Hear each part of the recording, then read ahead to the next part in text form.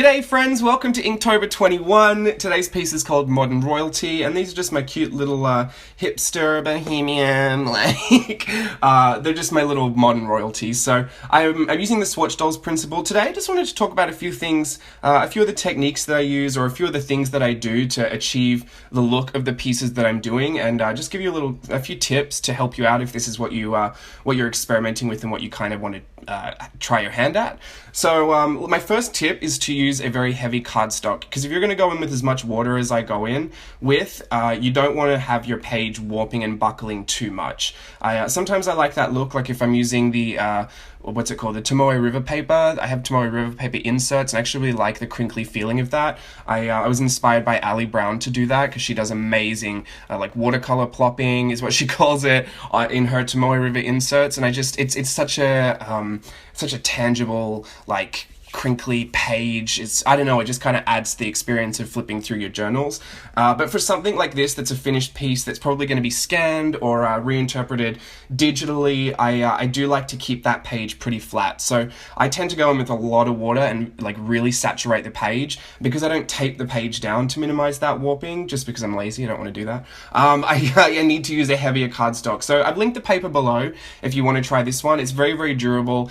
If you go in with as much water as I do, sometimes you will warp it. Inevitably, you'll probably warp any kind of paper if you just soak it. So, but I feel like this one can hold up to a lot. So that's what I'd recommend.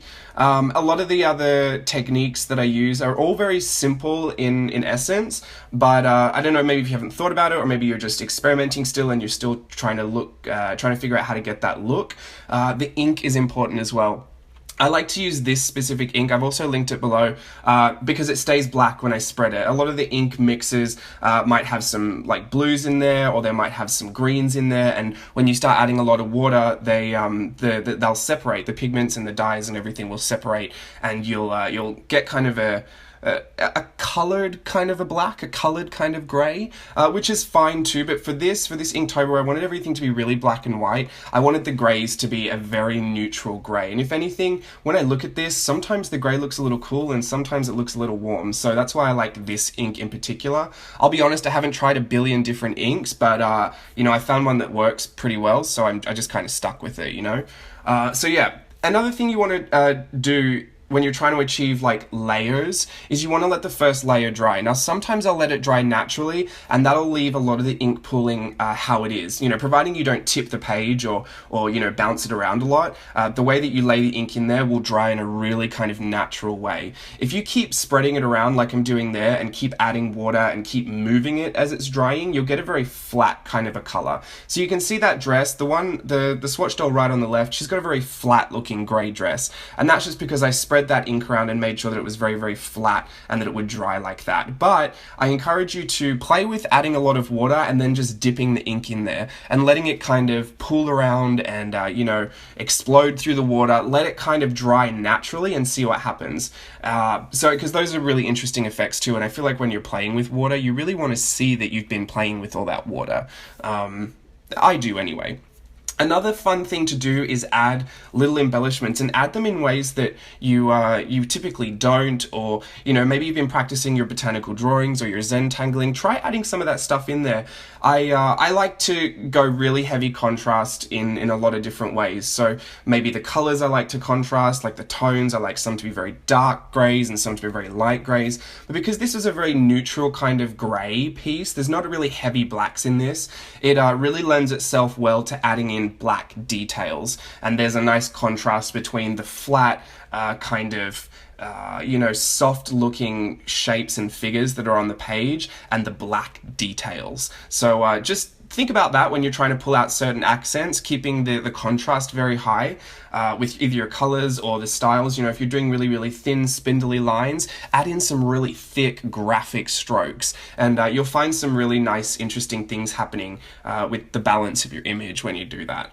Another thing that I like to do is add in just odd elements. I like to play with proportions a lot, and so I'll have like a really big head but really, really thin arms and legs. And in this this one you can see I've used the same swatch dolls principle, but I made their necks like super long. These are some long neck ladies, a little giraffe-esque. So play with your proportions. See if there's a way that you can push something that you like to do. If you love lashes, add in massive, massive spider lashes, like yesterday. If you love drawing the outfits on everything, keep everything else really, really simple, but make your outfits super graphic and very detailed. You know, play with the contrast, play with proportions. If you've been drawing your legs the same way for a long time, maybe change it up just for once, and see if you like that better, because, you know, sometimes we can get really stuck in our ways, and if we found a recipe for something that works, we like to stick with that. And this is what I've been doing with the swatch dolls. I like the way that they work. I know that I can get kind of an interesting result, but I wanted to play with that neck proportion today. I wanted to see if that would be a cute little element to add, and maybe if I could get taken with that a little bit more. And yeah, I think playing with proportions and doing a few little odd things is interesting. Also, when you're doing a lot of ink illustrations, I find that you don't really need to add outlines all the time. This piece I wanted to experiment with letting some of the ink just be its own outline. So sometimes I'll pull out the outline of the dress, but here you see I'm not going to outline the arms, I'm not going to outline the legs, I haven't even really outlined their jaw, or I've just literally put the facial features on that face. And I think that's a really interesting contrast to have as well. It's just, I don't know, it's its own little, you know, style, it's its own little interpretation. Not everything has to have an outline, and sometimes you can get really fun results that way. So those are just some really, really basic tips, some things to think about if this is the illustration style that you're having a go at. Also, layer over colors, it really doesn't matter. You can see maybe looks like they're standing in a puddle of water, but I just wanted it to be a base to ground them. I like to have a lot of bases in some of this stuff if I feel like they need to be a bit more grounded and not floating in the air.